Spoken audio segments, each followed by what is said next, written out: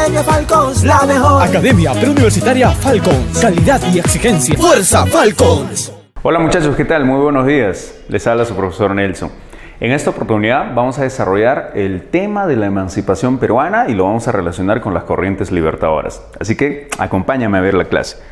Resulta, chicos, de que en el año de 1542 se va a crear el virreinato. De alguna manera hubo oposición de parte de las sociedades indígenas de esa época.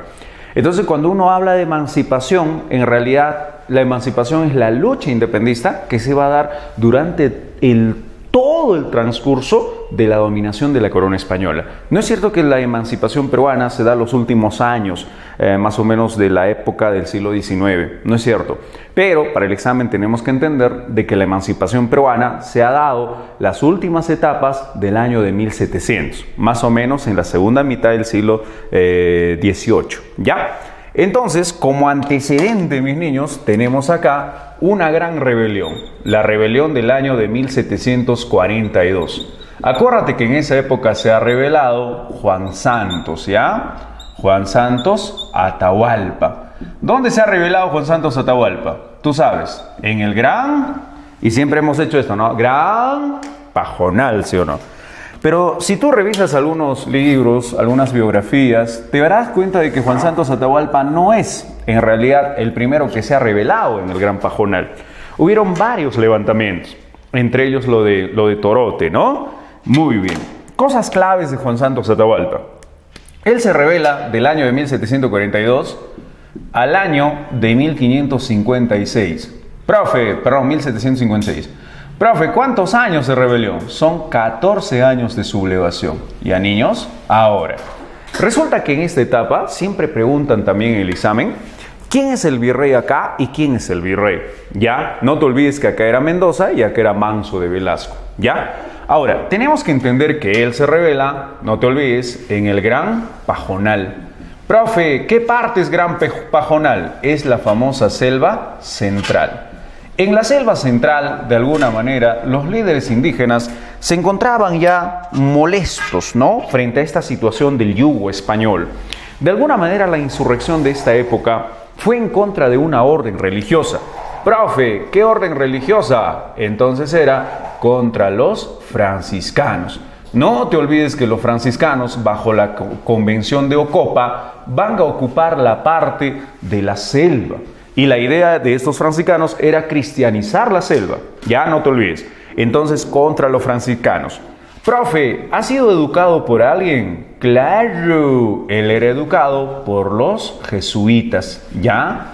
Entonces, profe, ¿pero qué les ha dado los jesuitas a Juan Santos Atahualpa? No sé si por ahí tú sabes de que Juan Santos Atahualpa era un líder indígena que de alguna manera había sido educado por jesuitas. Los jesuitas les hablaban en quechua a esta gente y por ahí ellos mencionaban de que anterior al dominio de la corona española eran incas poderosos, eran incas independientes. Juan Santos Atahualpa se llena de emoción, se llena de pasión. Profe, entonces, ¿qué tenía Juan Santos Atahualpa? Tenía ciertas identidades, ¿ya? Y esta identidad, ¿quién les va a dar este sentimiento? Los jesuitas les dan esta identidad. Por ello, Juan Santos, ya parte de su política de sublevación, ha sido, señores, la famosa política de las tres razas. Que los negros se larguen a su África, ¿ya? Que los blancos, chécale, los blancos se larguen a su Europa. Que los indios, ¿ya? Los indios y sobre todo también los mestizos, ¿ya? Dominen estas tierras. Entonces, esa era la idea de Juan Santos Atahualpa. Que los negros se larguen a su África, que los blancos se larguen a su Europa y que los indios hereden estas tierras. Profe, ¿pero quién les heredó ese sentimiento? Los jesuitas. Claro que los jesuitas no les dijeron que la lucha sea así, sino Juan Santos creó su propia versión a partir de algo así como de la inspiración de los jesuitas. ¿Ya? Profe, ¿es cierto que Juan Santos Atahualpa nunca perdió una batalla? Sí, nunca perdió una batalla, ¿ya? Nunca perdió una batalla. ¿Por qué, profe? Hasta donde sabemos, estos 14 años de sublevación, a Juan Santos Atahualpa le ha servido internarse en la parte de la selva. ¿ya? Y a partir de la selva, Juan Santos Atahualpa había ganado sus batallas en el río Perené, Panau, La Sal, se había sublevado en la parte de la región norte del Amazonas, había llegado también a Cahuamanga, llega a Lima y después de esta no sabemos nada de Juan Santos. No sabemos si Juan Santos regresó a la selva, no sabemos si él fue aniquilado por la Santa Inquisición, no sabemos si por ahí él se fue a Europa, porque de su muerte no se supo, ¿ya? Entonces por ahí tú tienes que entender de que de su muerte no se supo, pero por ahí de repente tú vas a revisar el libro mío y en el libro mío dice, Juan Santos regresó a la selva y murió de viejo.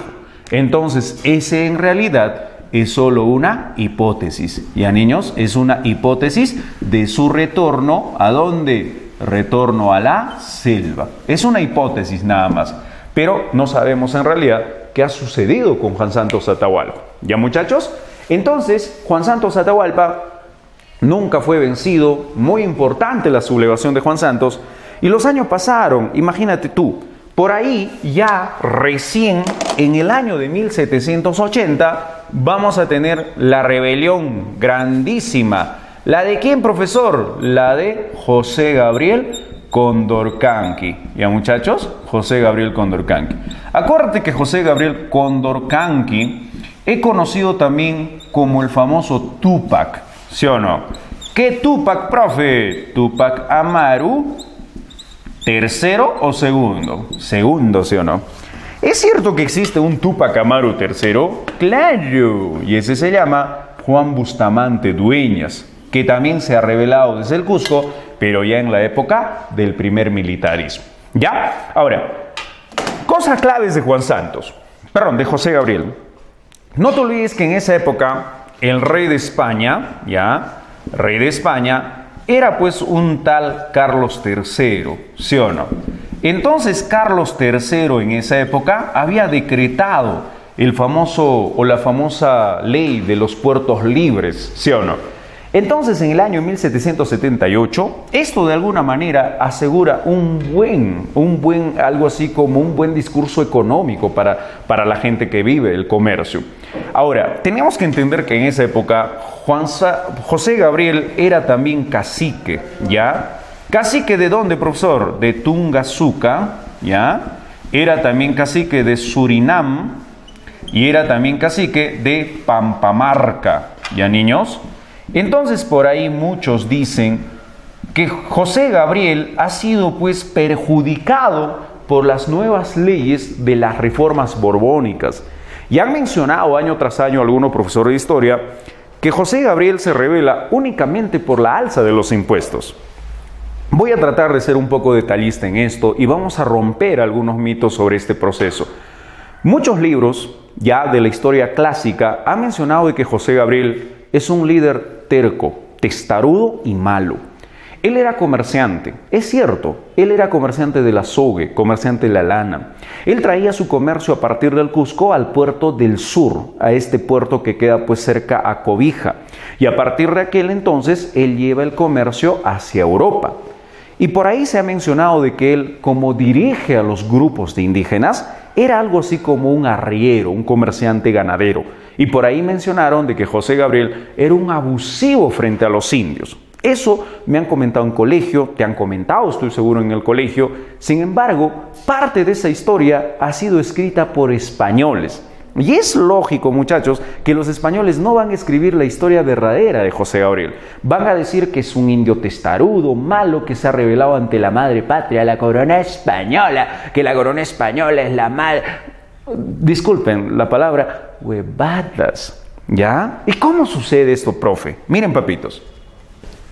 José Gabriel, sí es cierto, es cacique, ¿ya? Es cacique. Profe, ¿quién es el cacique? El cacique es el representante de indios, algo así como el jefe de indios. José Gabriel alguna vez solicitó, ojo, ha solicitado. ¿Qué cosa ha solicitado, profesor? La creación. ¿Creación de qué? De una audiencia en el Cusco, ¿ya? Creación de la audiencia. Y resulta que por ahí es un poco contradictorio la historia. Si por ahí José Gabriel quiso la creación de una audiencia, y acuérdate que una real audiencia es el máximo tribunal de justicia, Entonces, ¿para qué lo quería si él era abusivo? Imagínate tú, haz un análisis ahí, haz un profundo análisis. Resulta que José Gabriel, señores, no buscaba en realidad algo así como al indio, aprovecharnos y apoyarlos en momentos críticos. No, José Gabriel buscaba justicia para los indios. Porque tú acuérdate que en esa época los abusivos, ¿ya? ¿Quiénes eran? Los abusivos eran los corregidores, ¿sí o no? Y estos corregidores, mediante sus repartos mercantiles, abusaban de los indios. José Gabriel buscaba justicia. Entonces por ahí el virrey de esa época era el virrey Amat y Juliet, ¿ya? Entonces Amat no va a hacer caso a José Gabriel. Y luego de esto ya, cuando llega el visitador, y acuérdate que en la historia hay un visitador muy importante. ¿Y cómo se llama ese visitador, profesor? Ese visitador se llama pues José Antonio de Arreche. Resulta que Arreche en esa época trae una nueva reforma. ¿Y cuál es esa nueva reforma, profe? Es la alza, ¿ya? Alza de los impuestos. Y estos impuestos eran sujetos ¿a quién? A los caciques comerciantes, ¿ya? Resulta que los caciques de esa época evadían los impuestos, sobre todo de la alcabala y el almojarifazgo. Y evadían también ir a las mitas mineras. Y esto obviamente ha perjudicado, dicen, a la corona española. Y cuando se da esta reforma, o sea, estamos hablando dentro de la reforma borbónica, tú entenderás de que la reforma, acá lo voy a poner ya, la llamada reforma borbónica no es en realidad una sola reforma. Cuando nosotros nos dicen la reforma borbónica, señores, ha perjudicado a José Gabriel, creemos que es una sola reforma. Es falso. La reforma borbónica en realidad inició para el año de 1700 al año de 1810. ¿Ya? Y esto finaliza en la famosa Corte de Cádiz. Es una reforma, o sea, gobierno tras gobierno tras gobierno, sino que la equivocación viene en el gobierno de Carlos III. Se da pues la amplitud de la reforma borbónica, algo así como el apogeo. Ahí es cuando se da pues la alza de los impuestos, los caciques quedan perjudicados y José Gabriel se rebela. Por ahí también mencionan que José Gabriel habría sido pues un líder que había unido a negros, a indios, a mulatos, a trigueños, a castizos, etc. ¿En contra de quién? En contra de la corona española y el abuso de este sistema. Y cuando a mí me hacen la pregunta, las causas de su rebelión, ya, cuando me hacen a mí la pregunta, las causas, yo tengo que entender de que hay tres causas, muchachos. Por ejemplo, la causa económica. Es la alza de los impuestos sujeta por las reformas borbónicas, ¿ya? Si a mí me hacen la pregunta, la causa social es el abuso de los corregidores frente a los indios. Ya, la causa política, profesor. Ahora tú dime, ¿cuál será la causa política? ¿José Gabriel era reformista o separatista? Separatista, ¿sí o no? ¿Y qué buscan los separatistas? La desunión contra la corona. Que la corona se largue, señores. José Gabriel buscaba eso, muchachos. ¿Ya? Entonces, en esta época vamos a tener el desarrollo. El desarrollo inicia en el año de 1780, un famoso 4 de noviembre, ¿ya? En el 4 de noviembre, señores, vamos a tener el levantamiento de José Gabriel. Pero resulta que como antecedente va a llegar un corregidor, y este corregidor importante se llama José Antonio de Arriaga, ¿ya? Tú le conoces a Arriaga. Resulta que Arriaga había llegado con 50 mulas en pésimo estado de salud a lo que viene a ser Josjo, a un lugarcito de nombre Tinta. José Gabriel se encontraba ahí. Y al final dice que José Gabriel conversó con el corregidor. El corregidor, muy testarudo, muy valentón, le dice: Porfindio, te he traído las mulas, tómalas. Y José Gabriel no las va a tomar. Frente a este hecho vergonzoso para el corregidor, oiga, porque recibe una negativa, manda al aniquilamiento de José Gabriel. Pero José Gabriel ya tenía algo así como gente preparada ya para la rebelión. Se dice que por ahí capturaron a la gente que acompañaba al corregidor, y al corregidor también lo van a ejecutar. Se habla de un sambo de nombre Oblitas. Ya, ¡pam!, mataron, enjuiciaron al corregidor. La Real Audiencia de Lima tiene un presidente, se llama el visitador José Antonio Arreche. Inmediatamente manda a Tiburcio Landa y el ejército de la Real Audiencia. Resulta que esta batalla se llama la famosa batalla de Sangarará, que por cierto Sangarará es la victoria de José Gabriel. Ganó la batalla de Sangarará. Y la idea de José Gabriel era buscar aliados en el sur, la Alianza del Sur. Entonces ahí José Gabriel se fue al sur y la idea era aliarse con Collas y Lupacas. Pero tú recordarás de que en el sur se encuentra el Virreinato del Río de la Plata. Y el Virreinato del Río de la Plata de esa época, oiga, tenía pues dentro de su comandancia o dentro de su gobierno a Collas y Lupacas. Y ellos se encontraban en un conflicto interno. Por eso José Gabriel no logró alianza ni con Collas ni con Lupacas. ¿Ya? Entonces, la idea era de que un cacique muy poderoso de nombre Mateo Pumacahua reuniese en el Cusco a los rebeldes. ¿Ya? Y por ahí José Gabriel llegaría a un lugar de nombre, pues, a este lugarcito llamado Combopata. Y en esta batalla de Combopata, muchachos, José Gabriel va a perder, ¿ya? José Gabriel pierde. Y al perder acá, muchachos, vamos a tener, ¿qué cosa? La traición. Siempre preguntan en un examen y dicen, ¿por qué José Gabriel perdió? Entonces las respuestas son la desunión de los líderes, la falta de apoyo de los líderes indígenas y el compromiso con la rebelión de José Gabriel. Y la otra podría ser simplemente traición en los líderes indígenas. Y eso es lo que ha ocurrido. Santa Cruz, Choquehuanca, Mateo Pumacahua no apoyaron a José Gabriel. Y luego José Gabriel va a ser capturado. Lo van a llevar a Huajaipata. Dicen que Huajaipata es el nombre primitivo del Josjo. O sea, me refiero a la plaza misma del Josjo. Y resulta que ahí en una esquina traían a Micaela Bastidas encima de una mula. José Gabriel se encontraba apresado. Y Micaela dice que era una mujer muy portentosa, alta, una mujer que tenía unos cenazos grandes. Tenía 3 hijos José Gabriela. ¿Cuáles eran? Hipólito, Fernando y el otro viene a ser Mariano. Al final de todo José Gabriel se encontraba ya apresado y van a traer a Micaela para torturarla. Dicen que a Micaela inclusive le han pisoteado en los senos, le van a patear en la vientre. Aún así Micaela nunca delató a su marido y nunca habló a favor de los españoles. ¿Ya? Y es por eso que muere siendo una mártir. Hay una heroína también que se llama Tomasa Tito Condemaita. Es la aliada de José Gabriel, la famosa cacica de Acos. Por ahí se dice que han asesinado a los 2 hijos de José Gabriel, a Mariano e Hipólito, y quedaba Fernandito, el hijo menor de José Gabriel. Luego mencionan que a José Gabriel lo van a torturar, ¿ya? Pero antes de eso José Gabriel decía, aquí no hay más culpables más que tú y yo.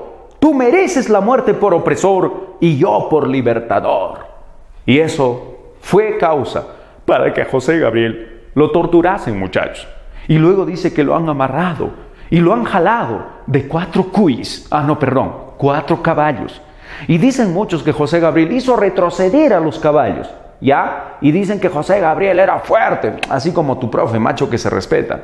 Pero en realidad José Gabriel no pudo haber soportado el arrastre de los caballos, ¿ya? Bíceps, tríceps, quedaron desgarrados. José Gabriel se encontraba en el suelo.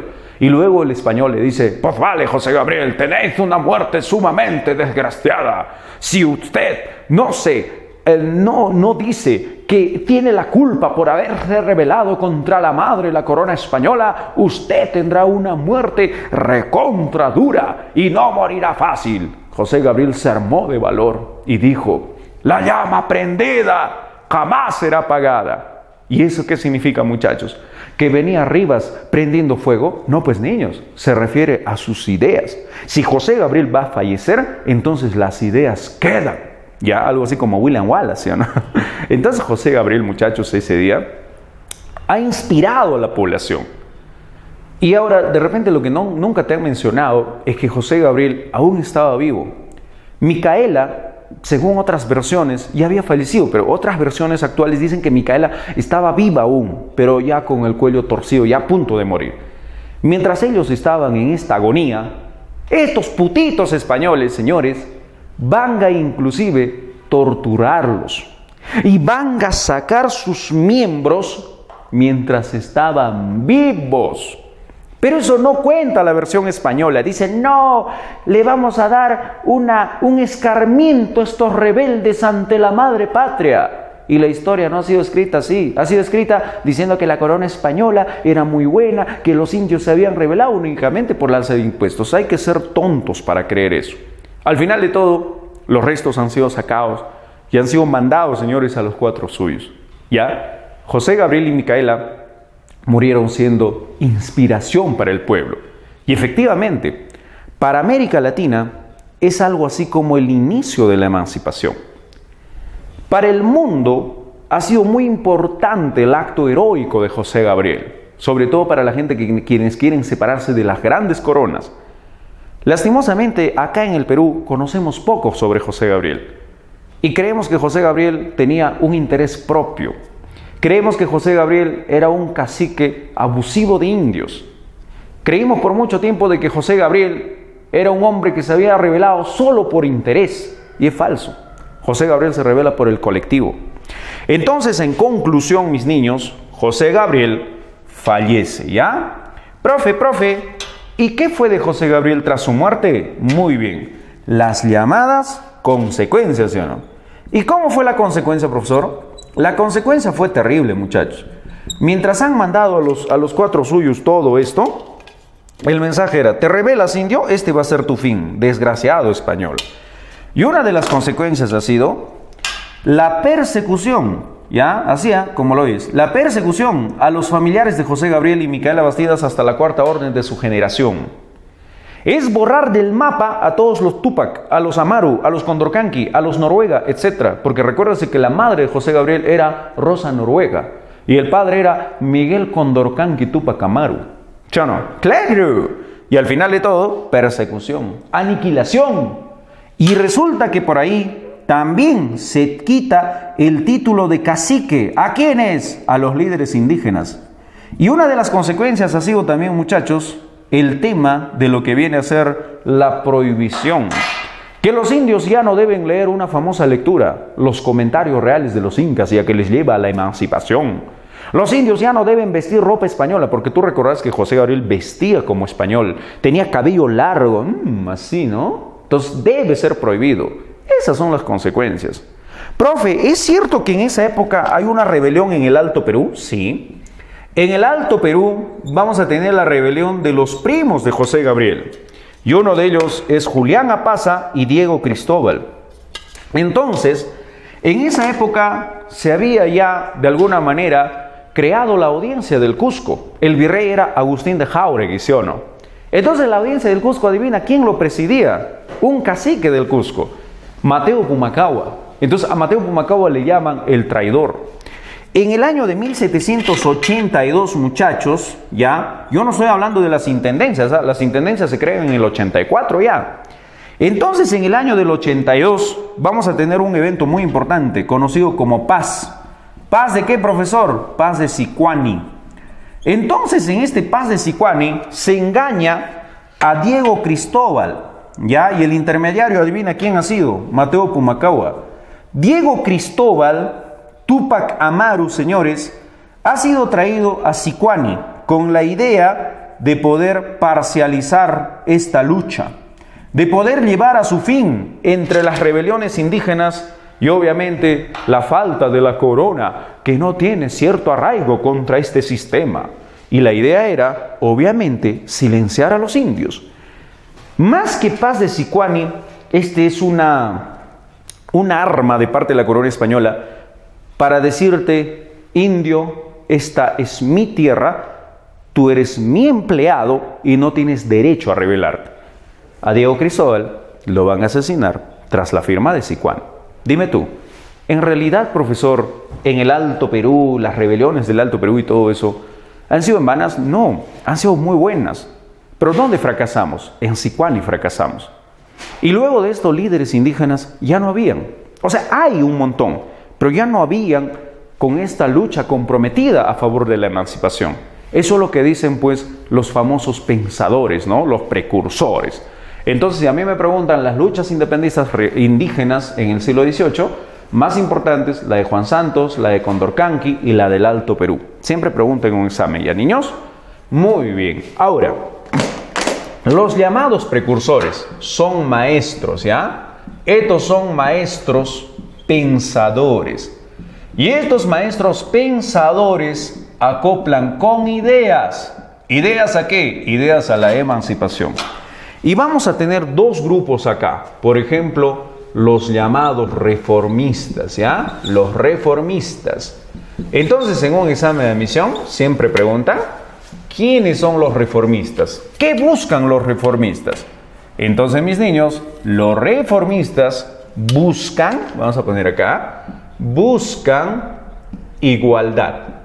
¿Igualdad con quién? Igualdad con la corona. Ellos buscan igualdad con la corona. Entonces, la idea es que ellos no quieren que la corona se vaya, sino que la corona les dé igualdad. ¿A quiénes? Igualdad a criollos, como lo tienen los chapetones. ¿Ya?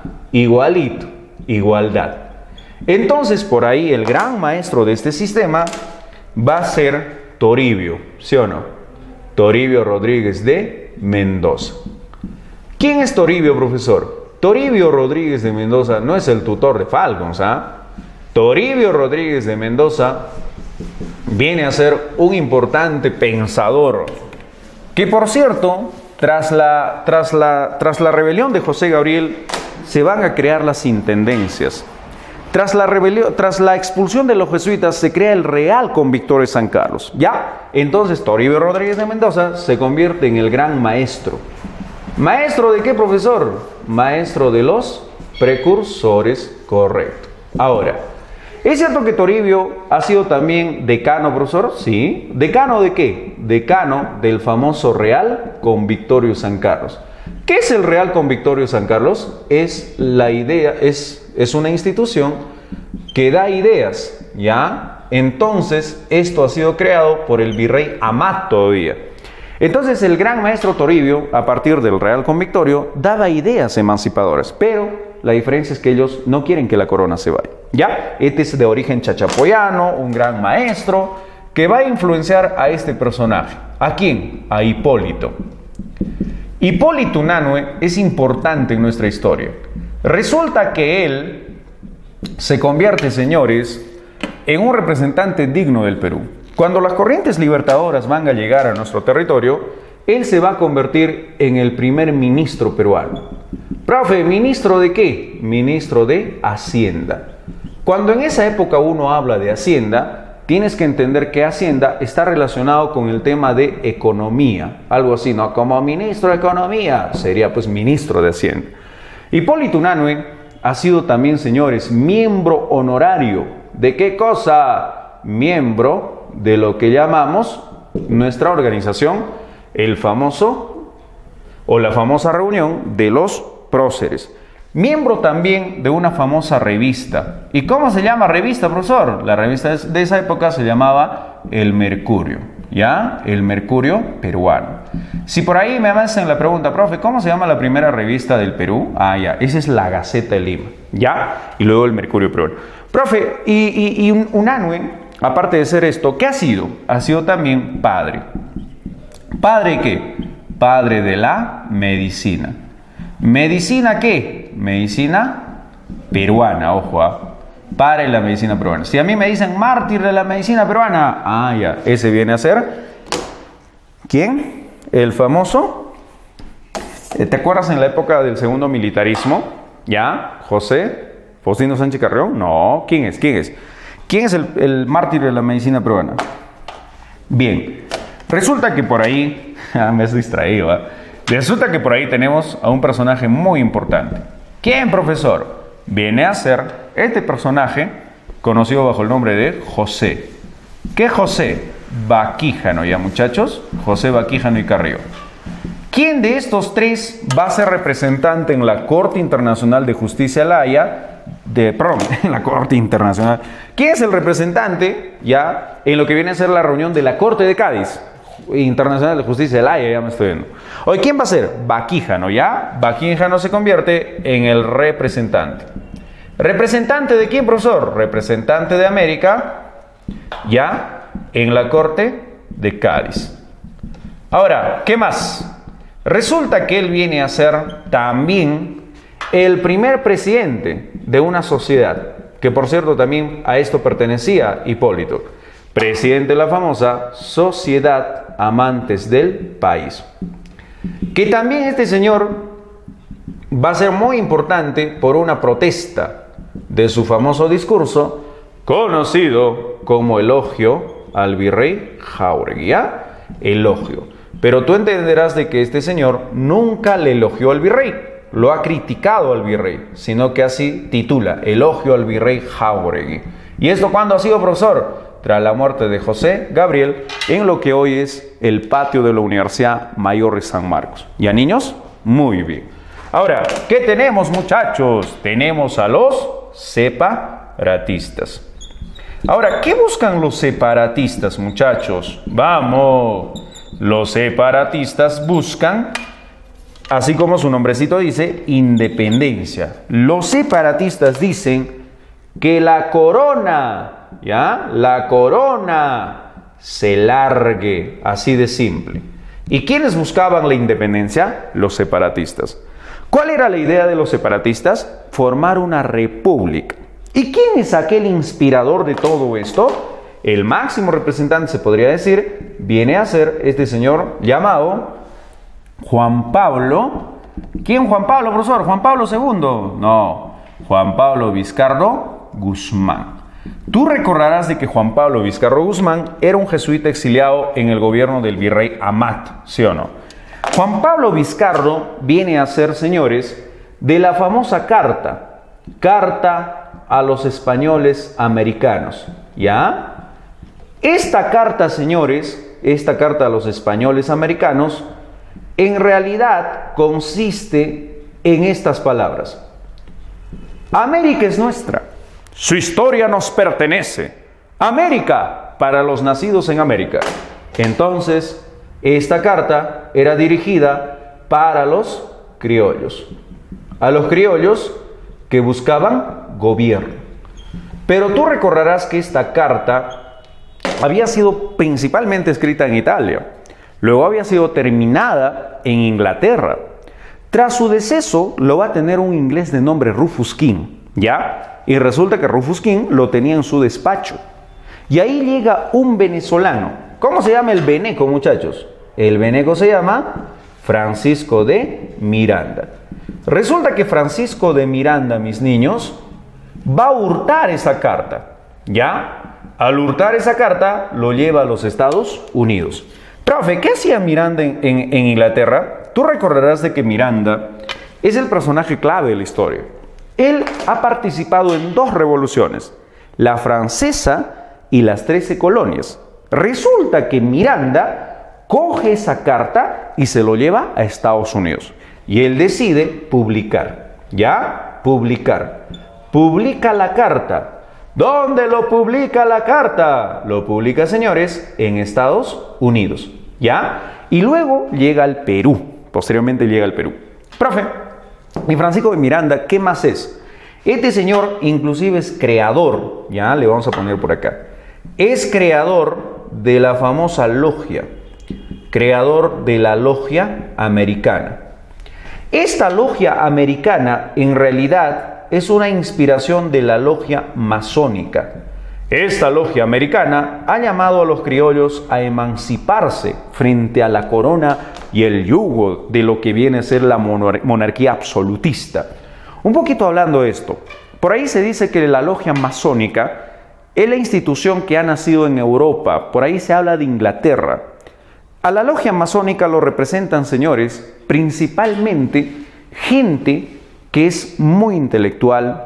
Están ahí, por ejemplo, los comerciantes, están los de los pensamientos liberales, está la persona quien quiere dominar despojando a las grandes coronas, a las grandes monarquías, ¿ya? Y resulta que la logia masónica de esa época va a ser recontra importante porque va a inspirar al mundo a la emancipación.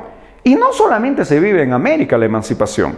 Entonces la logia americana es algo así como el reflejo de la logia masónica, ¿ya? Pero hay una orden religiosa que se está metiendo ya de una manera peligrosa esta logia. ¿Quién? Los jesuitas, ¿ya? Los jesuitas desde muy antes eran muy emparentados con el campo de la educación, eran creadores de universidades. Entonces los jesuitas, justamente por sus ideas, son exiliados de América. No solo del Perú, sino de América. Uno de ellos es, acuérdate, Juan Pablo Vizcarro y Guzmán. Entonces Francisco de Miranda, adivina, maestro de quién ha sido. Del flaco Simón Bolívar. Al final de todo, Bolívar traiciona a Miranda y Miranda pues es asesinado en una confusión de España. Profe, ¿y luego qué? Luego tenemos a José de la Riva Agüero. Entonces José de la Riva Agüero llega a ser el primer presidente del Perú. Pero no estamos hablando de un presidente constitucional. Y además de esto, este señor era algo así como un historiador y era también José de la Riva, el escritor de las llamadas 28 causas para la independencia. Ya muchachos, para la independencia. Ahora, vamos a tener como último representante, en realidad son muchos, yo estoy cogiendo a los más importantes nada más. Ahí tenemos, por ejemplo, a José Faustino. ¿Qué dice José Faustino, profesor? José Faustino Sánchez Carrión es muy importante acá, porque resulta que él es opositor a las ideas de la monarquía constitucional. ¿De quién, profe? De San Martín. José Faustino Sánchez Carrión es el famoso editor de un diario. ¿Cómo se llama, profesor? La famosa Abeja, la Abeja Republicana, que por cierto lo van a llamar el solitario de Sayán, ¿ya? José Faustino Sánchez Carrión va a ser muy importante en la historia porque él va a ser opositor. ¿Opositor a quién, profesor? Opositor al moco. ¿Y qué es el moco? Monarquía constitucional. ¿Y a quién le pertenece esto? A San Martín, ¿sí o no? ¡Claro! José Faustino es uno de los grandes representantes de esta época. Bien, muchachos, los reformistas buscan igualdad. Los separatistas quieren que la corona se vaya. Entonces resulta que las rebeliones criollas representan ¿a qué siglo? Ya estamos hablando acá del siglo XIX. Cuando uno dice 19, obviamente se habla de 1800, ¿sí o no? Pero acá vamos a hablar de la primera mitad nada más. Pero antes de ello, chiquitos, hay una cuestión, ya, vamos a poner como antecedente, ahí está, como antecedente le vamos a poner. Resulta que en esta época tenemos que entender, ya, de que la corona española pasa por una crisis económica, administrativa, una crisis política. Entonces resulta que como antecedente fundamental vamos a tener en esta época, por ejemplo, la crisis de España. Vamos a poner acá crisis española. Y esta crisis española, oiga, va a terminar asesinándolo ¿quién? El chato Napoleón. Napoleón Bonaparte, en el año de 1808, le va a firmar a la corona española el famoso tratado. ¿Cómo se llama este tratado, profesor? Se llama el Tratado de Fontainebleau. ¿Ya? Fontainebleau. Resulta que este Tratado de Fontainebleau ha sido firmado entre el rey, y en esa época el rey de España, se llamaba Carlitos. ¿Qué Carlitos, profesor? Rey Carlos IV. ¿Ya? ¿Y con quién, profesor? Más Napoleón Bonaparte. ¿Es cierto que Napoleón Bonaparte era chato? Porque todos los profes de historia dicen, ¿no? El chato Napoleón. Es falso, señores. Napoleón tenía 1,70 m de estatura. Más o menos mi tamaño, claro. Imagínate que un profe de 1,45 m le diga, el chato Napoleón. No sea malo, de 1,70 m Napoleón. Sino que en Europa era pues chato. En el ejército francés eran pues 1,90 m, 1,95 m, 2 metros, 1,85 m era el más bajo. Pero Napoleón con 1,70 m era el más chato del grupo. Pero para América no es chato, pues señores, tampoco te pases, ¿no? Era más o menos mi tamaño, claro. ¿Ya? Entonces resulta que el Tratado Fontainebleau ha sido firmado con el rey Carlos IV y Napoleón Bonaparte. ¿Cuál era la idea de Napoleón? Pasar de España a Portugal, ¿sí o no?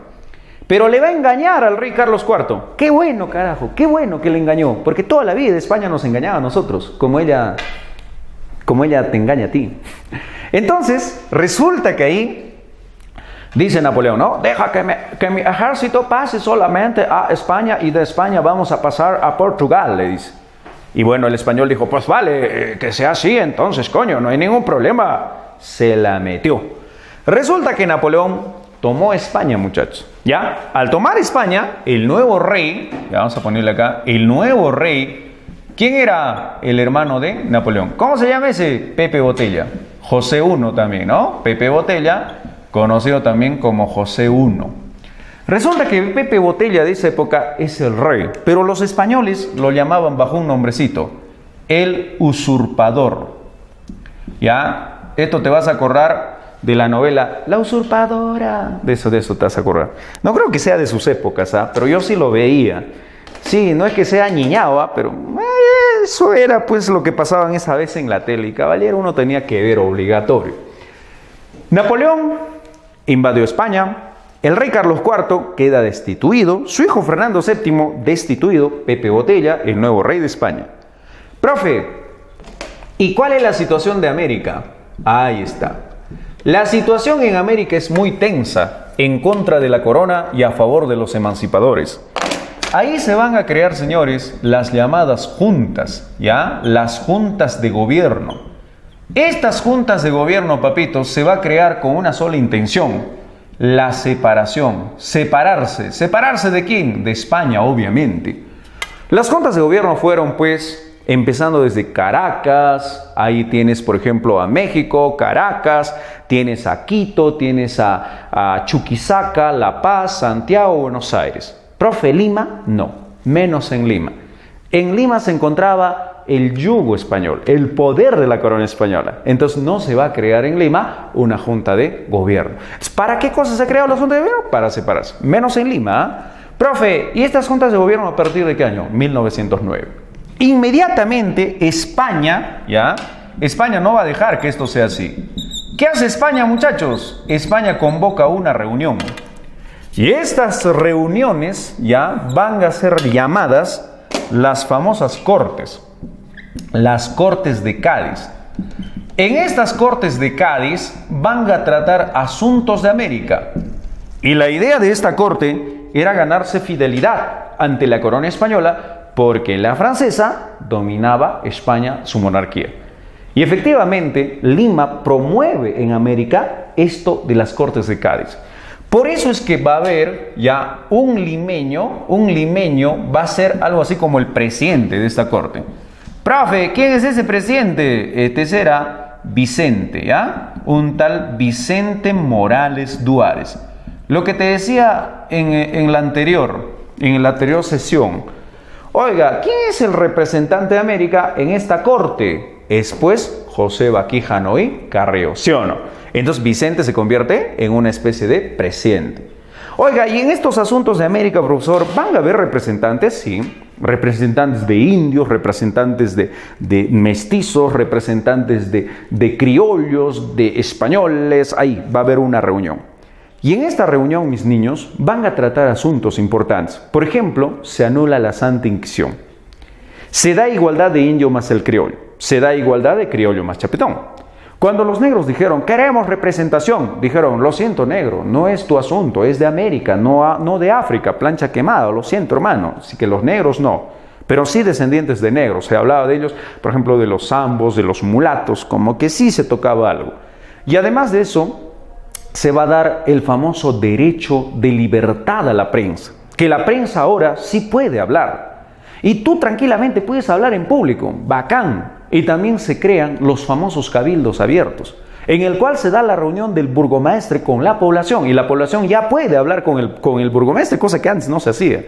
Se dan muchas cosas, ya muchos derechos, y ahí se crea una famosa constitución, ¿ya? Y esta constitución, profesor, ¿de qué año será? Esta constitución va a pertenecer al año de 1812, conocido por cierto como la Pepa. ¿Ya? La madre de las constituciones es la del año de 1812. Y si a mí me preguntan ¿de qué carácter es? Lo pongo acá ya. Liberal. Profe, ¿y en esa reunión quiénes se van a discutir? Se van a discutir dos grupos. Liberales y absolutistas. Pero entonces el favor ¿a quién se le hace? Al liberal. La constitución Pepa le pertenece a los liberales. ¿Ya, papitos? Bien. Profe, ¿y cuál es la situación de América? Obviamente en América se están separándose, pero luego tenemos la situación de Perú. A esto vamos a llamar las luchas criollas. Ojo, Entonces vamos a tener una situación muy importante. Por ejemplo, las luchas, los gritos. ¿Qué gritos? Los gritos de libertad vamos a tener acá. ¿Y cuáles son los escenarios más importantes de esta época, profesor? Los escenarios más importantes, muchachos, han sido, por ejemplo, Cusco, ¿ya? ¿Por qué Cusco, profe? Porque en Cusco vamos a tener dos eventos importantes. Una de ellas, la de Mateo Pumacahua, que decide luchar por la emancipación, y la otra sobre los hermanos. ¿Qué hermanos, profesor? Los hermanos Angulo. Los hermanos Angulo, señores, son tres: José, Vicente y Mariano. Uno de los hermanos Angulo, llamado Mariano, va a estar muy emparentado con Huamanga, ¿ya? Mariano va a llegar hacia Huamanga. Oiga, profe, ¿es cierto que en esta época Mateo Pumacahua también llegó hacia Arequipa y a partir de Arequipa apoyó a Huamanga? Sí. ¿Y es cierto también que un poeta se ha aliado a esto? Sí, Mariano Melgar. No te olvides, ¿ah? Profe, ¿y luego qué? Vamos a tener como escenario esta parte de Tacna, ¿ya? Pero antes de eso es Tacna, ojo. Si nos vamos en línea del tiempo sería Tacna la primera, luego sería Cusco. Pero vamos a Tacna. En Tacna vamos a tener los famosos gritos, ¿ya? Los gritos de libertad. El primer grito de libertad, señores, lo va a dar este señor llamado Francisco de Sela, ¿ya? Francisco de Sela como primer grito.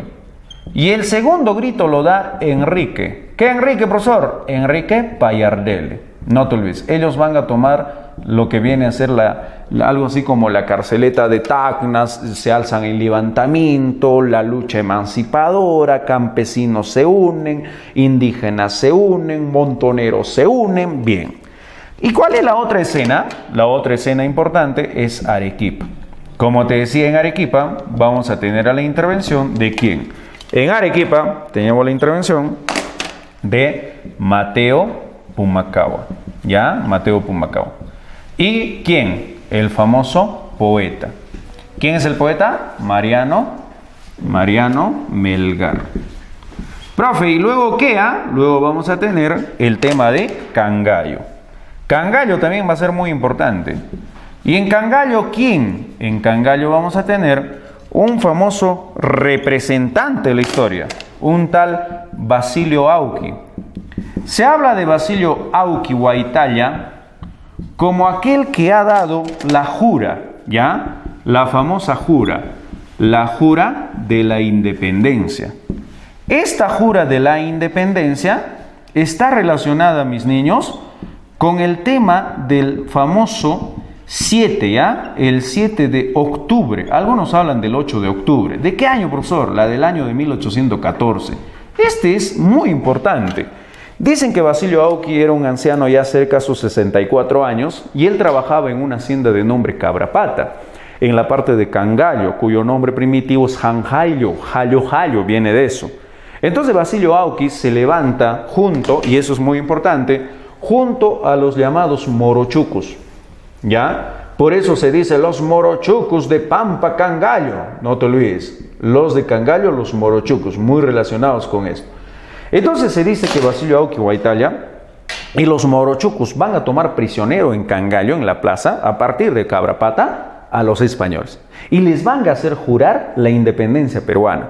Y es ahí cuando, señores, dice, se acaba la tinta y producto del cual lo van a firmar con sangre. Dicen eso. Pero hay otros historiadores que mencionan que esos son simples relatos y no es cierto. Porque la jura de la independencia del documento no existe. Otros dicen, tenemos la copia en Cangallo y cuando aperturemos un museo especial de eso, lo vamos a mostrar, dicen, ¿no? Pero en la historia es conocido como la jura de la independencia. Profe, ¿y luego qué? Tenemos a Huamanga como escenario. Y en Huamanga tenemos a una persona muy importante, que esa es tu familia. Ya tenemos esta persona llamada Ventura Jalamaqui. Dicen que Ventura Jalamaqui era pues una especie de carnicera.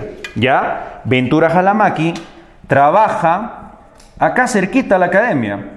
¿Dónde, profe? En el famoso ahora viene a ser el municipio de San Juan, antes era el Camal, ahí trabajaba. Y luego va a trabajar en Santa Clara, ¿ya? Tú recordarás que Santa Clara es, pues, el mercado más antiguo de Huamanga, es conocido como el mercado central, pero ahora se ha popularizado, pues, Neri García, ¿no? Entonces en Huamanga, Ventura Jalamaqui se levanta en armas junto a las pajeras, a las cacheras. Profe, ¿cómo que pajera, cachera? Es que habían señoras que vendían paja, pues. Ya había gente que vendía pan cacho, cacho rico, etc., ¿no? Entonces en Huamanga se levanta aventura. Profe, y luego, bueno, resulta que ahí tenemos un evento muy importante, también en el Alto Perú. Profe, ¿y en el Alto Perú quién? En el Alto Perú tenemos a Ildefonso Muñecas, ¿ya? En el Alto Perú se revela Ildefonso Muñecas, junto a García Hurtado, que por cierto también van a tener que llegar a Ayacucho, Muñecas. Profe, y también tenemos ahí las expediciones libertadoras, sí. Tenemos las expediciones de lo que es Buenos Aires. Resulta que Buenos Aires manda muchas expediciones hacia el Perú. Una de ellas es del general Belgrano, ¿sí o no? Claro. Profe, ¿y en qué termina todo esto? En que el nuevo rey de España, ya, le vamos a poner algo así como una notita acá. Una nota le vamos a poner. Resulta que en esa época el rey de España va a ser restituido. O sea, Pepe es destituido. Y retorna al poder los Borbones, y estamos hablando en este caso de Fernando. ¿Qué Fernando? Fernando VII. Y este señor inmediatamente desconoce. ¿Qué desconoce, profesor? Los acuerdos de Cádiz. Al desconocer los acuerdos de Cádiz, inmediatamente ellos van a mandar a destruir lo que es las organizaciones independistas, ¿ya? Van a querer destruirlo. Y en esa época, en Perú, ¿ya? En Perú, el virrey era pues este personaje llamado Fernando de Abascal.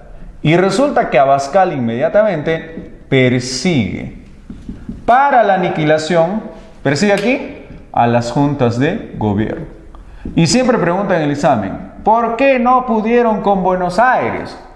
Ya, a las juntas de gobierno. Y tú recordarás de que la Junta de Gobierno de Buenos Aires no va a caer. ¿Por qué? Por la acción militar de los montoneros del Alto Perú. Por ellos, ¿ya, niños? Muy bien. Ahora vamos a hablar sobre las corrientes libertadoras. Resulta que la corriente libertadora del sur está emparentada por o con José. ¿José de qué, profesor? José de San Martín. ¿Ya, niños? José de San Martín. Tú recordarás de que José de San Martín ha creado un famoso ejército. ¿Y cómo se llama ese ejército, profe? Ese ejército se llama Ejército Los Andes. ¿Inspirado en quién? En las caballerías de Napoleón Bonaparte. Entonces, acá lo vamos a llamar su idea. Monarquía. Moco lo vas a considerar. Entonces le vamos a llamar monarquía constitucional. Cuando uno dice monarquía constitucional, tú tienes que estar entendiendo de que tiene que ser regida bajo los tres poderes, ejecutivo, legislativo y judicial. ¿Ya? Acuérdate que su ejército, ¿ya? El ejército viene a ser los Andes, ¿sí o no? El ejército los Andes. ¿Inspirados en quién? Inspirados en las caballerías de Napoleón, los Andes. Profe, ¿y cuál fue el acta? Pero vamos por acá, ¿ya? Tú sabes que en esta época el virreinato era más o menos así, ¿sí o no? Claro. Y en esa época el virreinato era gobernado por Abascal. Pero posterior a Abascal tenemos al virrey Joaquín de la Pezuela. Entonces, más o menos, tú sabes que Lima era pues ocupado por la corona española. Acá al norte vamos a tener la corriente libertadora del norte y por acá al sur la corriente libertadora del sur. Y obviamente por acá Brasil es poderosa, ¿sí o no? Claro. Profe, ¿cuál es la cuestión? Miren, papitos.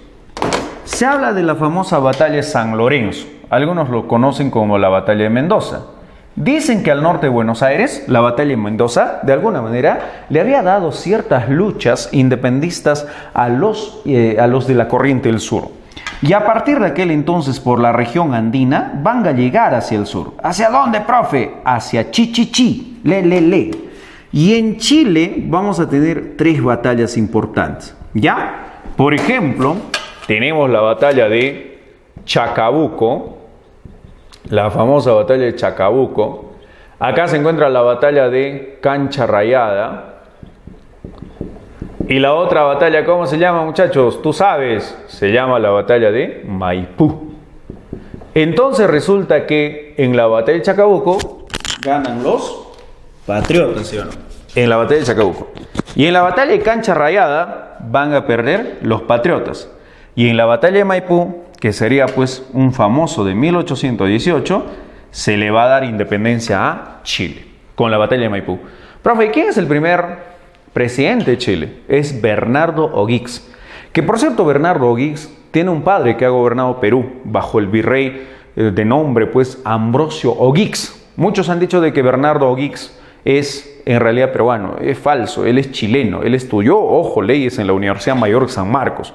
Entonces en Maipú se da la independencia de Chile y efectivamente su primer presidente es Bernardo O'Higgins. Pero hay un acta, muchachos, acá, que se va a firmar. La idea es que San Martín debe retornar de Chile a la Argentina. Entonces, ¿cómo se llama esa acta, profesor? Que es importante en la historia nuestra. Esa acta lleva por nombre el nombre de una vagina, pero vagina en quechua. No, en serio, profe. Sí, papitos. Te vas a acordar por la palabra mágica raca. Tú sabes que raca en quechua es vagina, ¿sí o no? En castellano sería vagina y en quechua raca. ¡Qué rico!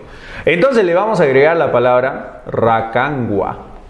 Esta acta consiste en el retorno inmediato ¿de quién? Retorno de San Martín. ¿A dónde, muchachos? A la Argentina. Pero esto no va a ser posible.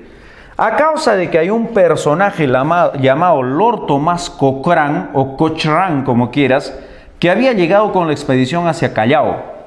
Y en esa época, el nuevo virrey era pues Joaquín de la Pezuela. El virrey era Pezuela. Profe, ¿qué va a pasar con Cochrane o Cochrane? Cochrane va a bombardear ya una parte del puerto de Callao. Inmediatamente le hace comunicado a San Martín y le dice: San Martín, ya no debes retornar a la Argentina, sino vente acá a Lima, porque el centro de poder de la corona se encuentra en Lima.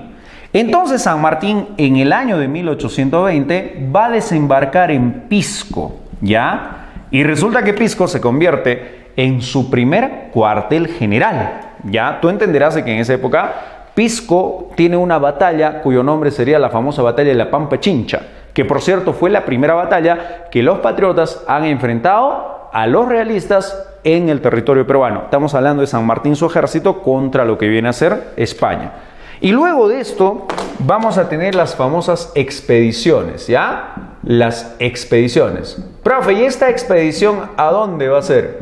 A esto lo vamos a llamar expedición a la sierra o de la sierra. ¿Y esto, de quién se encarga de esto? Esta expedición va a ser comandada por este señor llamado Álvarez de Arenales. ¿Arenales con quién, profesor? Se habla de 1200 montoneros, ¿ya? Montoneros. Y estos montoneros son campesinos. Profe, ¿y cuál fue la ruta? La ruta fue Pisco, Chincha, luego la ruta fue hacia acá, Huamanga. Luego de Huamanga la ruta fue hacia Huanta. De Huanta tienen que salir al Mantaro, ¿ya? Luego del Mantaro hacia el norte, un cerro, en este caso Cerro de Pasco. Y luego de Cerro de Pasco van a ellos llegar a la costa. Entonces la ruta será pues Huamanga, etcétera, ¿no? Profe, ¿qué hizo en Huamanga? En Huamanga hizo la famosa proclamación. La proclamación de la independencia. Ojo, proclamación de la independencia. ¿Y eso cuándo fue, profe? En el famoso año de 1820, un 8 de noviembre. ¿Ya? Él llega en 1 de noviembre. Ahora, profe, y luego, bueno, la expedición más o menos sería, ¿no? De Pisco hacia Huamanga, Huanta, Mantaro, Pasco, y la idea era llegar hacia la parte de la costa norte peruana. Mientras tanto, vamos a tener acá una famosa conferencia. ¿Cómo se llama esa conferencia, muchachos? Esa conferencia se llama Guayaquil. No. Esa conferencia se llama Miraflores. En esa conferencia de Miraflores, muchachos, no se va a reunir San Martín. Se van a reunir los representantes de San Martín más los representantes del virrey Joaquín de la Pezuela. Profe, ¿hubo éxito? No, fracasó. Fracasó la expedición. ¿Por qué? Porque cada uno impone. ¿Qué impone? Impone condiciones. Por ejemplo, la corona le dice a los argentinos? Porque tú recordarás que el ejército de los Andes es en realidad ejército chileno y argentino, ¿sí o no?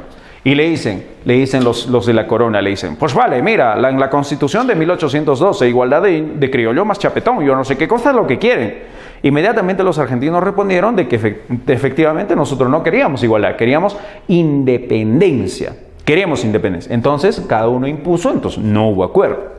Y luego de esto, muchachos, vamos a tener un motín. ¿Cómo se llama ese motín, profesor? Ese motín se llama motín de Aznaspuquio. ¿Qué ocurrió en el motín de Aznaspuquio? Un famoso golpe de Estado. ¿Cuál golpe de Estado? ¿Primera, segunda o tercera? De toda la historia de los españoles, es el segundo golpe de Estado. Entonces lo que vamos a tener acá es una división en el mando realista. En el mando realista, ¿ya? Entonces, ¿quién asume el virreinato, profesor? El virreinato lo va a asumir, obviamente, este señor de nombre José de la Serna. O sea, destituye la Serna a Pezuela y la Serna se queda como virrey. ¿Qué número de virrey de la historia? El número 40 virrey. Este viene a ser José de la Serna. Hay un golpe de Estado. Y luego de esto, muchachos, tú sabes que San Martincito va a desembarcar en la costa norte e instala su segundo cuartel, en este caso, que se llama Huaura, ¿ya? Huaura se convierte en su segundo cuartel. Pisco primero, Huaura su segundo cuartel general. Y luego de esto vamos a tener en Huaura la proclamación de la independencia. Y esa famosa palabrita, ¿no? Por la voluntad de Dios y de su pueblo, el Perú es libre e independiente. ¡Viva la patria! ¡Viva! ¡Viva la independencia! ¡Viva! ¡Viva la libertad! ¡Viva! ¿Quién lo dice? San Martín. ¿Cómo llamas eso? Proclamación. ¿Dónde lo hizo? En Huaura lo hizo. ¿Ya, papitos? Bien. Profe, y luego de esta situación, ¿qué situación vamos a tener? Vamos a tener, mis niños, lo que se llama bajo el nombre de conferencia. ¿Cómo se llama esa conferencia? La famosa conferencia de Punchauca. En esta conferencia de Punchauca, chiquitos, vamos a tener una reunión entre el mismísimo San Martín y el virrey La Serna. En esta conferencia de Punchauca van a llegar a ciertos acuerdos, ¿ya? ¿Y esto dónde ocurre, profesor? Esto ocurre en Caraballo. Caraballo es en realidad, ¿no? Pero nosotros lo llamamos Caraballo.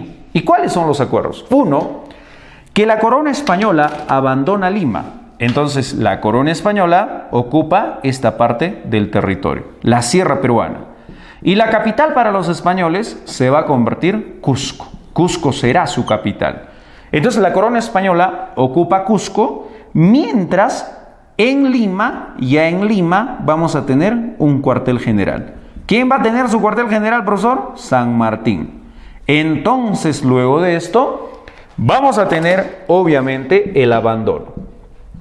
Abandono. ¿Abandono de qué? Abandono de Lima por parte...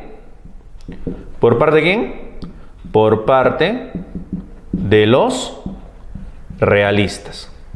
Inmediatamente, el famoso 15 de julio del año de 1821, vamos a tener la incursión de San Martín en Lima.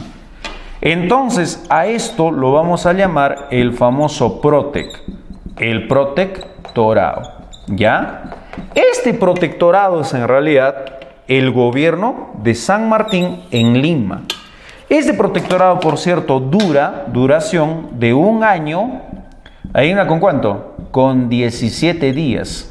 Esa es la duración del protectorado, un año con 17 días. Bueno, resulta que San Martín en esa época, el famoso 15 de julio del año de 1821, tiene una reunión con los notables de Lima. Y ahí se hace presente este señor representante de lo que es, pues, algo así como alcalde de Miraflores, ¿ya? Los notables de Lima hacen una reunión y crean algo así como un documento escrito por un tal Francisco de Tudela, el escribano. Y en este documento afirman, pues, el acta de la independencia. Cosa que el 28 de julio de 1821, San Martín, en la Plaza de Lima, en un pequeño estradito, repite las mismas palabras de Huaura Y efectivamente dicen, no, por la voluntad de Dios y de su pueblo, el Perú es libre e independiente, viva la patria, viva, viva la independencia, viva, viva la libertad, viva. ¿Y qué bandera le acompañaba, profesor? La banderita que le acompañaba a San Martín, lo voy a hacer ya, cito nomás ya, era esta bandera que tú tanto lo has dibujado pues en la secundaria, ¿sí o no? Esta banderita tiene un escudito por acá, tiene algo así como lo que viene a ser sus cerritos, está también el sol, está el tema de lo que viene a ser pisco, y por mucho tiempo, bueno, esta banderita, blanco, blanco, rojo, rojo y un escudo en el centro. Por mucho tiempo nos han dicho que esta bandera, papitos, es en realidad lo que viene a ser algo así como el océano de Pisco, representa Pisco. Bueno, la historia clásica dice que San Martín se había quedado en Pisco dormido y por ahí cuando se despertó vio a las parihuanas. Inspirado en ella hace pues una bandera o crea una bandera rojo, blanco, rojo, ya, rojo, etc. Entonces por ahí algunas fuentes dicen que esta bandera en realidad es una bandera de la corriente libertadora del sur inspirado en dos países, en la Argentina y en Chile. Ya eso lo dice el primer Congreso Constituyente. Cosa que luego esta bandera va a ser reemplazada por otra. ¿Y cuál va a ser esa bandera, profesor? Esa banderita ya será pues así, ¿no? Esta será pues rojo, esta será rojo y un solcito en el centro. ¿Y esta bandera a quién ya le pertenece, profesor? Esta bandera ya le pertenece al señor Fernando de Torre Tale. Y luego esta bandera, señores, va a ser reemplazada. ¿Por qué bandera, profesor? Esta bandera será... Ay, caray, rapidito, nomás vamos a dibujar la banderita, ¿ya? Esta banderita será así. Este será rojo, ¿ya? Centro blanco y rojo también en la parte del lado. Y también con un solcito en el centro. ¿Y esta bandera a quién le pertenece, profesor? Le pertenece a Torre Tale. Y luego cuando Bolívar vino, ¿ya? Cuando Bolívar vino, nuestra bandera será pues rojo, blanco, rojo, pero con el escudo que tú ves acá, la cornucopia, la quina, etcétera, ¿sí o no? Pero esto ya pertenece a Bolívar. La bandera que nosotros celebramos 28 de julio hoy en día es bandera de Bolívar. Pero en esa época la proclamación es con esta bandera. Ya, con esta bandera inspirada por San Martín y todo eso. O sea, cuando nosotros celebramos un 28 de julio, Día de la Independencia, ahora, en realidad no debemos celebrar Día de la Independencia. Llamo la atención a la juventud. Hay que conocer más nuestra historia. Y ustedes, futuras autoridades, tienen que saber que esta bandera, papitos, es una bandera inspirada en Chile y Argentina, es creada por San Martín. Esta bandera acompaña en la proclamación de la independencia, no en el Día de la Independencia. Y ahora, 28 de julio, celebramos con esta bandera, pero el rostro de quién ponen, de San Martín. O sea, es una chanfaina esta nota, hermano. Ya luego te voy contando, ¿ya? Conclusión. En el protectorado, este señor crea los famosos símbolos, ¿ya? Los símbolos patrios. Y estos símbolos patrios consisten en ¿qué? Por ejemplo, debe tener el Perú una bandera. Ahí está la bandera. El Perú debe tener un escudo. Ahí está el escudo. El Perú debe tener, señores, un himno. Ahí está. ¿Y el himno quién lo cantaba? Rosa Merino, ¿sí o no? Somos libres, somos, etc. Oh, profe, y en realidad la escarapela no. Escarapela es un distintivo. No es un símbolo patrio. Yanjata, yanjata. Y luego, ¿qué, profe? Vamos a tener una especie de algo así como los actos heroicos, los héroes peruanos durante esta época. ¿Sabes quiénes han sido los héroes peruanos en esta época? Por ejemplo, se habla de María, ¿ya? De María Andrea Parado de Bellido. Se habla también de la historia de Basilio Auqui Huaytalla, el famoso Basilio Auqui, que luego después de San Martín, él queda pues enjuiciado. En la época de San Martín. Y luego tenemos de un chorriano su historia, José Olaya. Ya, no vayas a pensar José Ayala, Olaya, papá. ¿Cómo funciona esto, profe? Acuérdate que María Parado de Bellido fue pues parasina de nacimiento, su esposo era cangallino, y por ahí la historia, en resumen, ya, ella vino acá a la plaza, acá a Huamanga, y en la plazoleta que hoy lleva su nombre, va a ser enjuiciada. Ya, pero no existía la plazoleta María, era pues las afueras de Huamanga. Por él, hoy 9 de diciembre, el jirón va a ser traída a empujones nuestra María. y lo van a tener encarcelada en lo que hoy es la casona Bosa Solís en la plaza de Huamanga. Y resulta que ahí a Nuestra María la van a algo así torturar. Y Nuestra María da algo así como una caminata por los 4 portales, que hoy llamamos pues Unión, Independencia, Municipal y Portal Constitución. Y al final de todo, María fue fusilada por órdenes de José de Carratalá. Basilio Auqui Huaytalla, después de haber hecho la jura en el año de 1820 ya, tenemos una gloriosa batalla, la famosa batalla de Sechapampa. Muchos dicen que la batalla de Sechapampa es una mentira, pero otros dicen que sí, la batalla de Sechapampa se ha realizado en Chiara. Y esta gloriosa batalla lo ha ganado Basilio Auqui Huaytalla. Luego Basilio viene acá a Huamanga y es capturado en lo que hoy es Santa Teresa. Y luego Basilio va a ser capturado a la parte de lo que es Jarmenja, hoy llamamos Carmen Alto, y fue enjuiciado. Mientras San Martincito, por ejemplo, va a dejar a nuestro ejército desatinado, vamos a tener en esa época el acto de este señor, de José Olaya. Dicen que el chorreano José Olaya era un pescador y traía pues carta. Era un nadador, algo así como Nelsito nadando el río Guatatas. Mentira, un nadador de verdad. Y resulta que Basilio Auqui, mejor dicho, este señor José Olaya va a ser capturado por los realistas cerca a lo que hoy es el Real Felipe. Le van a torturar a Olaya. Y por ahí dicen muchos que Olaya nunca dio la carta, nunca dio información, nunca habló. Entonces por ahí dice que los realistas mandaron a traer a su madre para que su madre llore y entonces Olaya ve a madre llorar y bueno pues cante, o sea hable quiénes están detrás de todo esto. Y ni aún así dice, Olaya habló, al contrario a su madre le dijo: madre, muy encantado de haber sido vuestro hijo, pero hoy me voy a dar la vida por mi patria. Y por ahí dice, al final de todo, le van a quitar sus uñas, ya le van a hacer ciertos azotes, le dan, dice, 200 azotes, 200 palos, y por ahí dice las palabras de Olaya, ha sido, no, aunque 1000 vidas tuviera, gustoso las entregaría a mi patria, héroes, señores. Entonces Olaya falleció. Profe, ¿y mientras tanto qué? Bueno, San Martincito en Lima instala su protectorado, y una de sus leyes ha sido, pues, ¿no?, 28 de julio en adelante los negros serán libres. A partir de hoy, el indio ya no pagará tributo, o sea, quita el tributo indígena. San Martín en esa época, aparte de crear los símbolos patrios, crea también el Día Nacional de la Independencia. Y también en esa época se habla mucho sobre derechos constitucionales y la creación de nuestra famosa Biblioteca Nacional, que por cierto lo han creado en el gobierno de José San Martín. Y luego de esto, José San Martín tiene una reunión. A esto le vamos a llamar la famosa Conferencia de Guayaquil. En esta Conferencia de Guayaquil, señores, vamos a tener una reunión entre el mismísimo San Martín y Bolívar. Profe, ¿cuántos días de reunión hubo? Por ahí se menciona 3 días de reunión. Ya chicos, 3 días se han reunido. En estos 3 días, acuerdo dice, no hubo. Al final de todo, hubo crisis. Entonces, ¿cómo viene en el examen? Viene bajo el nombre crisis del americanismo. ¿Ya, papitos? Crisis del americanismo.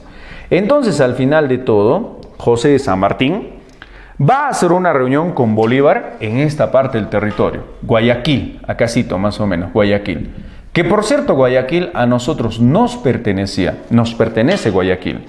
Y al final de todo, como no entraron en acuerdo, San Martín decide regalar nuestra querida Guayaquil ¿a quién? A la Gran Colombia. Y ahí finalizó la reunión. Y luego dice, cuando San Martín regresa al Perú, le hacen un reclamo.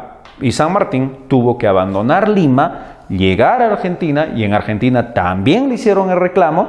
Y entonces San Martín se autoexilió a Francia. Y murió, dice, al cuidado de su única hija, llamada Mercedes de San Martín. Ese habría sido el fin de la corriente libertadora del sur. Bueno, muchachos, al final tenemos la corriente libertadora del norte. Bueno, muchachos, la corriente libertadora del norte lo va a dirigir Simón Bolívar. ¿Ya? Simón Bolívar. Profe, ¿y cuál es la idea de Bolívar? La idea de Bolívar es crear una república confederativa. Pero de repente lo que no les he explicado bien en esa época a sus seguidores era un gobierno vitalicio, que por cierto eso sí le va a traer en contra, ¿sí o no? En contra de sus pensamientos. Entonces, la idea era una república, ya, una república confederativa. Y esta confederativa debe ser bajo un gobierno vitalicio. ¿Y qué es vitalicio? Para siempre, pues. Imagínate. Si por ahí ha gobernado él, debe ser alguien de su confianza, pero hasta su muerte, etcétera, ¿no? Profe, ¿y cómo se llama el ejército de este señor? El ejército de este señor se va a llamar el Ejército Unido Libertador, ¿ya? Ejército Unido Libertador, el famoso Unido Libertador. Ya, ¿y luego qué, profe? Luego resulta que este señor lo que va a hacer es lograr las famosas batallas, ¿no? Por ejemplo, tenemos acá la famosa batalla de Boyacá, le da independencia a Colombia. La batalla de Carabobo, que le da independencia a Venezuela. Y al final, la batalla de Pichincha, que le da independencia al planeta de los simios. ¿Cómo, profe? Al Ecuador, pues muchachos, al Ecuador. Y entonces, Simón Bolívar lo va a llamar a todo este proyecto bajo un solo nombrecito. ¿Cuál?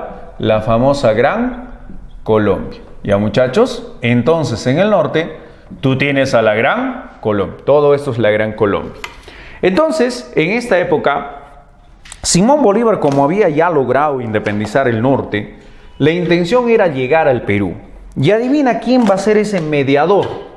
¿Quién es el que le dice, tenemos que llegar al Perú, señor, por favor? ¿Quién es ese mediador? Ese mediador viene a ser el solitario de Sayán. O sea, en otras palabras, es José Faustino Sánchez Carrió. Faustino. Él es el que le trajo. Profe, ¿y cuál era la situación del Perú? Vamos a ver la situación del Perú, ya, muchachos.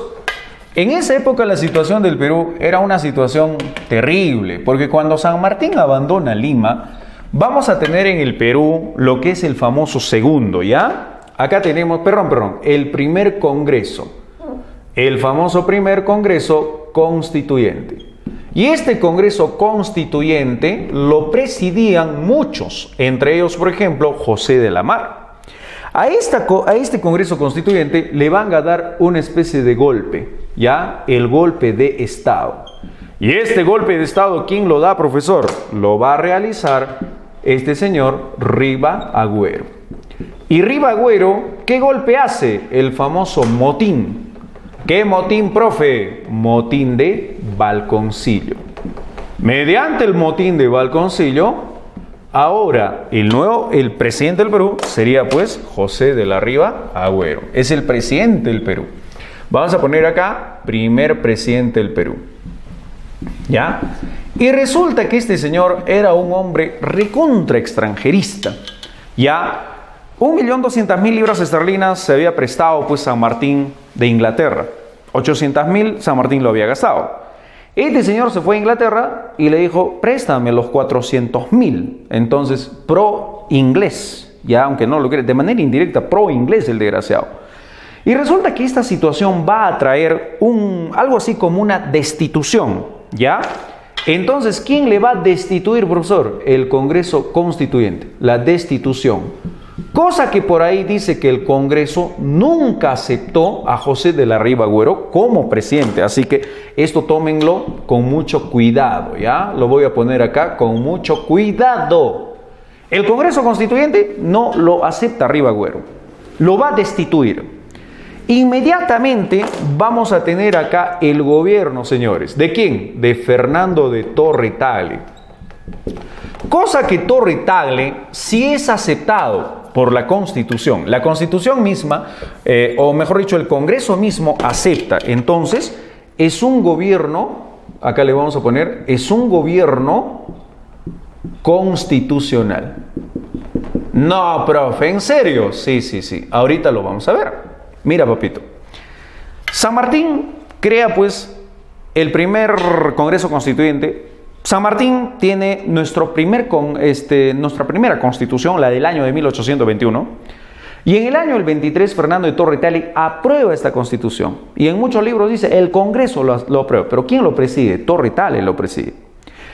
Torre Tagle al presidir inmediatamente hace obras, por ejemplo, desconoce esta bandera y crea esta bandera, Torre Tagle. Torre Tagle es considerado, ojo, como el primer presidente. Muchos historiadores lo consideran a Torre Tale como el primer presidente. Entonces, ¿por qué? Porque este señor entra bajo golpe y el Congreso no lo acepta. A Torre Tale sí. Entonces, en esa época vamos a vivir la famosa diarquía. Le pongo acá, una diarquía. ¿Qué significa esa diarquía, profesor? Tenemos dos gobiernos. En Lima se queda gobernando Torre Tale y Ribagüero se va a Trujillo. Entonces tenemos una diarquía, norte y sur. Es ahí cuando este señor, llamado José Faustino, hace una invitación a Bolívar. Por eso Bolívar llega. Y Bolívar aprovecha la situación nuestra y Bolívar chantajea al Perú. Ya, vamos a poner acá Bolívar en Perú. ¿Y qué hace Bolívar en Perú, profesor? Bolívar en Perú lo que hace es esta. Él, para empezar, desembarca en el puerto principal de Callao. A partir de Callao, él instala su cuartel general. ¿Cuál es el cuartel general de este señor en el Perú? Su cuartel general, señores, queda al norte de Lima. ¿Cómo se llama? El famoso Pativilca. A partir de Pativilca hace arreglos para poder entrar en Lima. Y resulta que en esa época el mismo Congreso Constituyente desconoce a Torre Tale también, lo desconoce. Entonces por ahí hay una especie de conflicto interno. Este conflicto hace de que Bolívar llegue a Lima. Inmediatamente Bolívar dice, ¿no? Si yo voy a quedarme acá, yo necesito que la corona se vaya. La gente aplaudió, bravo, que la corona se vaya. Quiero un gobierno vitalicio, dijo él. El Congreso lo aceptó, un gobierno vitalicio. Y también dijo, yo quiero mi propia constitución. Hacía, y a partir de hoy, yo lo que quiero es expulsar a la corona. Entonces ahí vamos a tener las famosas batallas independistas. ¿Ya, niños? ¿Y cómo son las batallas independistas, profesor? Las famosas batallas independistas se van a realizar en nuestros territorios serranos. Por ejemplo, la primera gran batalla ha sido realizado un famoso 06 de agosto. ¿De qué año, profe? Del año de 1824. A esta batalla lo vamos a llamar como la famosa batalla de Junín. Conocido también como la batalla sin humo, armas blancas, 45 minutos, etc. Esta batalla de Junín, papá, lo pelea Bolívar. Lo pelea su paisano José Antonio de Sucre. Lo pelea Santa Cruz del Sur. Lo pelea Gamarra. Lo pelea La Mar. Y efectivamente, ganamos esta batalla. Me va a dar ganas de llorar. Ganamos la batalla de Junín, señores. Y ahí nace el ejército peruano, los famosos húsares. Los húsares de Junín, que por cierto los húsares de Junín por mucho tiempo van a ser los que van a resguardar el palacio de gobierno, ¿sí o no? Ahí cito con su gorrita y todo eso, ¿sí o no? Los húsares de Junín, que por cierto ahora viene a ser el ejército del mariscal Domingo Nieto, ¿eh? No sé si por ahí están enterados. Entonces esta famosa batalla de Junín lo hemos ganado. Y ahí se va a nombrar como gran mariscal a José de Antonio de Sucre. Bolívar tiene un problema y él es la TBC, el flaco Bolívar. Bolívar retorna para curarse, para atender de su enfermedad, mientras José Antonio de Sucre hace una persecución a los realistas. Y tú recordarás de que la fecha del famoso 3 de diciembre, ¿de qué año? Del mismo año, del año de casi después de un mes, del mismo año de 1824, vamos a tener una famosa batalla, la famosa batalla de Matará, conocido también como la batalla de Jolpahuaijo. Dicen que en Jolpahuaijo la batalla sí se ha realizado y otros hablan de una especie de emboscada. Y luego de esto los realistas van a escapar hacia el norte y en el norte el escenario será el 9 de diciembre. 9 de diciembre ¿de qué año, profesor? La del año de 1824. He conocido esto como la famosa batalla de Ayacucho, conocido también la batalla de los mariscales. En esta pampa, señores, se van a encontrar los patriotas, ¿ya? Entonces acá será pues patriotas versus realistas. Dicen que los patriotas van a tener un promedio de ejército de cerca a 4.800. Ya, los realistas tenían un promedio de 9.500. Dice que los realistas tenían 14 cañones y todas disparaban. Perú tenía uno y una no disparaba encima. Dicen que los realistas se encontraban en la parte del cerro, Condorcunca, los patriotas en la parte de la Pampa. Posteriormente, los realistas van a bajar del cerro Condorcunca, más o menos en la mañana del 9 de diciembre. ¿Ya? Y por ahí se dan cuenta, dice ambos mariscales, porque aquel que dirige a los realistas es Canterac, y ahí estaba su virrey José de la Serna. Y a los patriotas los dirige José Antonio de Sucre. Sucre se da cuenta que dentro del ejército realista hay muchos hermanos patriotas. Por ahí dice que se conocieron. Uno de ellos decía, tío Ichus, tú también que tío Poñorane, tío. Y el otro dice, sobrino, Imainayan. Entonces ambos mariscales han decidido una tregua, ¿ya? Un abrazo final. Dice que las familias se abrazaron más o menos a las 8:30 de la mañana. Se han abrazado, dice en La Pampa. Hasta ahí la historia es muy cierta, absolutamente muy cierta, y de ahí hay una división de opiniones. De la famosa sí hubo y del otro no hubo batalla. ¿Por qué nace el no hubo? Por el mismo hecho de la capitulación. Acuérdate que la capitulación de Ayacucho no ha favorecido a los patriotas. Heraclio Bonilla menciona que la libertad en La Pampa no la conseguimos, nos la concedieron. Y la batalla no se ha realizado, fue un simple acuerdo, que por cierto ya vino en el examen de admisión de la UNCHI. Y tenemos la otra versión, lo que siempre se cuenta acá en Ayacucho, sobre la famosa batalla sí hubo. Y en resumen sería que después del abrazo de la tregua, pasaron cada uno a sus respectivos batallones.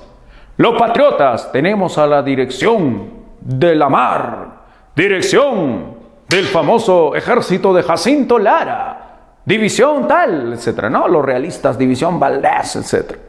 Y resulta que se enfrentaron una dura batalla, los montoneros aparecieron, los chilenos ahí, los argentinos en la división. Ojo, están también dentro de la división nuestra ingleses. ¡Pam! La batalla y al final capturamos a José de la Serna. Y una vez capturado, dice que la batalla se ha ganado. Perú ha ganado, los realistas han perdido, los patriotas hemos ganado. Y 2 días después, en una hacienda conocida bajo el nombre de Ayacucho, se va a realizar la firma de la capitulación. Esta famosa capitulación de Ayacucho fue firmada el 11 de diciembre de 1824. ¿Quiénes estaban presentes? Bueno, ¿entre quiénes fue? Entre Canterac y Sucre. Obviamente ahí estaban otros generales más. Y con esto, según nos han dicho, se va a independizar no solo Perú, sino América. Ya se ha celebrado en el onceño de Leguía el centenario. Y ahora estamos hablando del bicentenario. Ya que nos encontramos en la palabra bicentenario, lo cual se realizaría el famoso 2024, entonces no vaya a venir preguntas con respecto a esto. Bueno, ya en clase presencial, en la Academia Falcons, lo vamos a realizar con lujo de detalle. Bueno muchachos, muchísimas gracias, un abrazo para todos ustedes y es la clase de la emancipación.